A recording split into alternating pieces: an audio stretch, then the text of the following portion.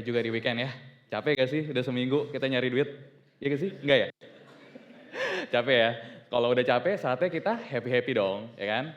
Weekend ini kita dandan, mandi yang seger, janjian sama teman-teman ceritanya agenda dinner kali ini mau ke Senopati.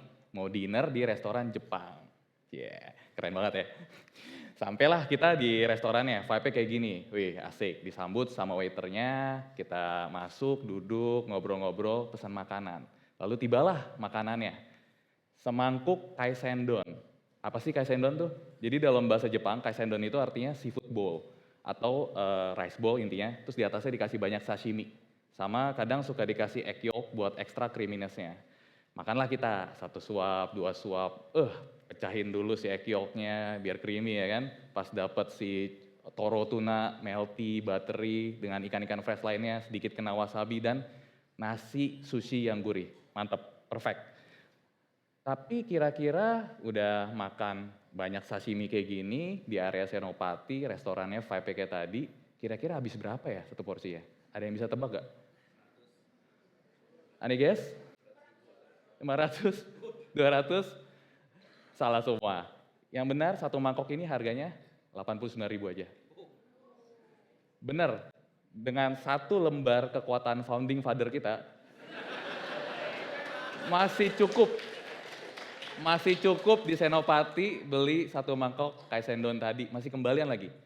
Saya nggak bohong, kebetulan saya owner restorannya, jadi valid. Jadi valid, ini masih dapat kok. Cuman jadi bingung ya, kita jadi bertanya-tanya, kok bisa sih gitu loh. Ini kan sashimi, biasanya kita kalau ke restoran Jepang kan identik dengan sashimi mahal ya kan, paling mahal biasanya. Nah ini nih yang kadang kita lupa sebagai warga Indonesia sendiri, kalau kekayaan alam kita tuh kaya. Dalam konteks ini kekayaan laut. Jadi sashimi tadi ikan lokal, yes bener ikan lokal. Makanya saya bisa tekan harganya jadi affordable karena kita sourcing langsung dari nelayan. Kita ajarin nelayannya untuk bisa handling dengan benar supaya bisa sashimi grade, kayak gitu. Nah, ngomong-ngomong soal kekayaan laut Indonesia nih, ada ikan yang di mana-mana ada, di pasar ada, di warung nasi ada yang tahu nggak ikan apa ini? Wih, pada pintar semua ya. Biasa kita makan diapain? Digoreng, pakai nasi panas, ya kan? Ada sambel, apalagi kalau ada sayur asem, perfect udah. Wah, udah lapar nih semua ya. Aduh. Tahu nggak sih, ikan kembung itu enak banget di sashimi. Di restoran saya, itu kalau kita lagi dapat dari nelayan kembung yang fresh, bagus, kita sashimi. Dan itu enak banget. Unlike ikan-ikan putih lainnya kayak kakap kerapu, itu agak sedikit tawar. Tapi kalau bang mackerel yang kulit-kulit silver kayak kita di Jepang bilangnya aji, kembung, itu udah umami banget, tanpa dia apa-apain. Enak banget. Nah, tapi ironinya rakyat kita nih, apalagi rakyat ibu kota, lebih prefer salmon. Padahal faktanya dari segi kandungan, omega 3, protein, kembung lebih superior. Harganya kembung cuma 35 ribuan sekilo. Kalau nggak percaya tanya di pasar ya. Minimal salmon 400 ribuan sekilo. 10 kali lipat lebih. Tapi still rakyat kita lebih memilih salmon. Ironi kan? Ironi banget. Nah, ngomongin kekayaan laut Indonesia juga nggak cuman kembung. Laut kita tuh kaya banget, sangat beraneka ragam ikannya. Benar-benar nggak kehitung deh. Tapi dari semua itu, saya sendiri ada my personal favorite nih ikannya. Namanya adalah ikan layur. Atau dalam bahasa Inggris disebut cutlass fish, bahasa Latinnya disebut Trichiurus lepturus. Di Jepang kita bilangnya tachiwo, tachi, pedang. Dia kayak pedang soalnya bentuknya. Nah, kenapa saya suka ikan ini? Nomor satu, keren aja sih. Panjang, silver-silver ya kan. Beda kayak ikan-ikan lain, biasa banget kan, ini panjang. Kalau yang gede bisa panjang banget. Nah, kedua, kalau itu ikan yang melimpah banget. Di laut kita tuh banyak banget ikan layur. Dan mereka ini sifatnya schooling, jadi bergerombol. Mereka hewan nocturnal, jadi biasa malam nelayan pancing itu dapat langsung banyak. Karena melimpah, jadinya harganya sangat affordable. Ini waktu saya visit ke Labuan di Banten, di pantai sana, itu saking banyaknya sampai dijemur-jemur aja udah jadi ikan asin. Karena sangat melimpah. Jadi kedua saya suka karena melimpah dan murah. Ketiga, ikan ini juga enak banget. Nah, Kalau bisa dilihat biasa kalau di masakan Indonesia itu digoreng kayak ikan kembung tadi, ya kan. Kadang bisa dipesmol juga atau digulai. Nah, ikan ini tuh delicacy di Korea. Jadi mereka bilangnya galchi, mereka suka biasa dipanggang atau enggak dibikin stew, dibikin jjigae. Nah, waktu saya visit ke Sukabumi Selatan, daerah Pelabuhan Ratu, itu banyak banget pabrik pengolahan seafood nangkepin layur kita, punya orang Korea, buat diekspor ke Korea. Another proof, seafood kita bagus sebenarnya. Dan sama seperti kembung, layur ini enak banget di sashimi.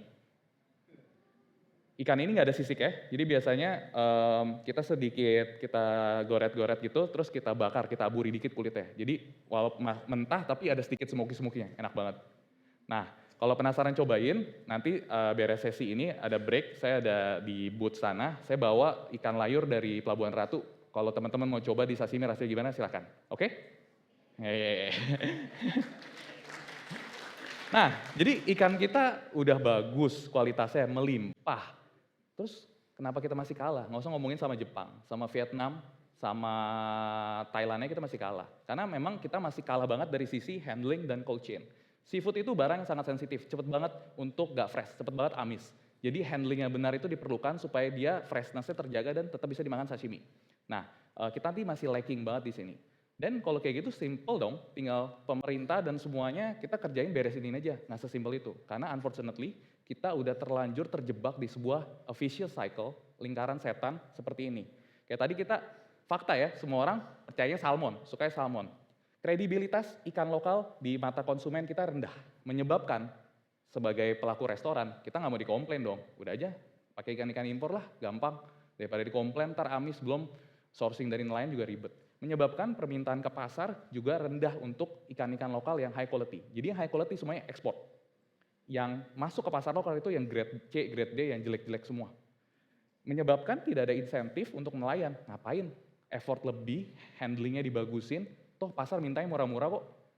Yang jelek-jelek juga diterima kok, yang penting murah. Akhirnya image-nya juga jelek ke tamu.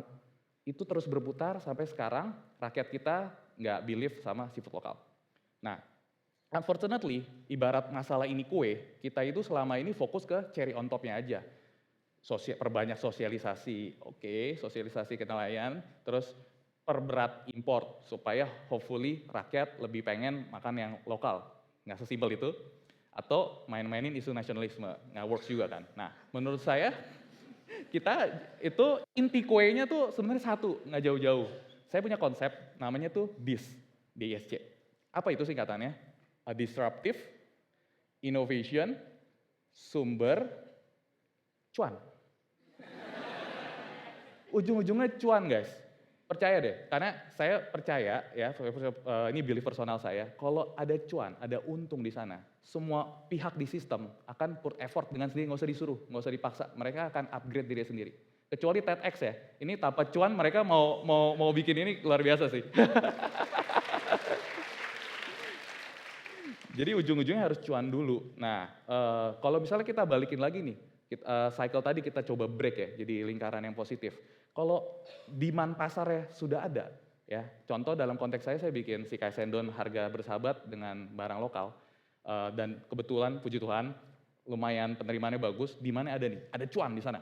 Semangat restoran juga nih, kita tambahin lagi menu baru, kita minta lebih banyak dari pasar ya kan, untuk ikan-ikan lokal berkualitas. Pasar juga jadi seneng, jadi oh sekarang ada permintaan baru nih, dan akhirnya jadi ada insentif buat nelayan, mereka dengan akan sendirinya akan saling kompetisi, saling mengupgrade, saling belajar gimana caranya supaya habis tangkep, ini handlingnya benar.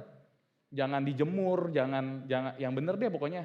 Benar-benar supaya freshness-nya terjaga sampai ke customer. Dan pelan-pelan image seafood lokal kita baru bisa membaik. Kayak gitu.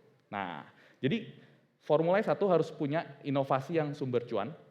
Kalau udah punya nih disruptive innovation ya, bermainnya di segmen pasar yang mana? Pertanyaan berikutnya nih tuh. Nah, kalau piramida penduduk kita kan kayak gini ya, piramid banget. Yang kaya dikit, yang miskin banyak. Ya kan? Piramid banget. Nah, jangan bermain di segmen yang atas. Kenapa? Walaupun mereka punya uang, mereka open for something new, tapi jumlahnya dikit banget. Kesuksesan kita di segmen yang di atas tidak akan mengangkat total sistem. Tapi kalau gitu main di bawah aja. Unfortunately, walaupun jumlahnya banyak, mereka nggak open for innovation. Makan bagi golongan kelas bawah, mohon maaf, yang penting kenyang. Nah, bermainlah kalau sudah punya inovasi sumber cuan tadi, bermainlah di segmen tengah. Karena relatif jumlahnya banyak, masih bisa bayar juga, dan open for something new. Kayak saya gini, kalau kelas menengah kan tiap minggu aja kita mikir ya, kayak nyobain apa lagi ya baru ya. Kita tuh craving for something new gitu loh. Kayak gitu. Jadi bermainlah di segmen ini. Nah, inilah kisah saya dari yang awalnya saya usaha restoran hampir bangkrut.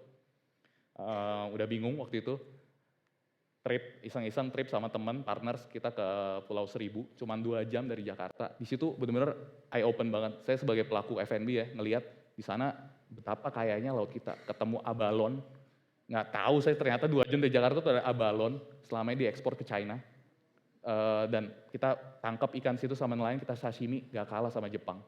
Di situ saya benar-benar kebuka ide, kenapa kita nggak bikin kayak Sendon aja, harga bersahabat, pakai ikan lokal. Puji Tuhan, dari inovasi berbasis cuan ini, sekarang dari yang hampir bangkrut, cabang saya udah ada 3, dan ada 130 staff kurang lebih yang saya hidupin, dan ada kurang lebih 3 keluarga nelayan yang kerjasama sama saya sekarang.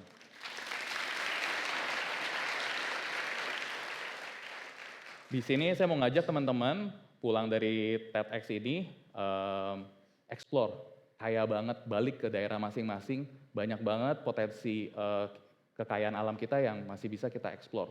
Ciptakan masing-masing sumber inovasi, sumber cuan teman-teman, bayangin keluar dari sini 300, menciptakan pusaran positif masing-masing, betapa impact-nya luar biasa buat ekonomi negara kita. Thank you.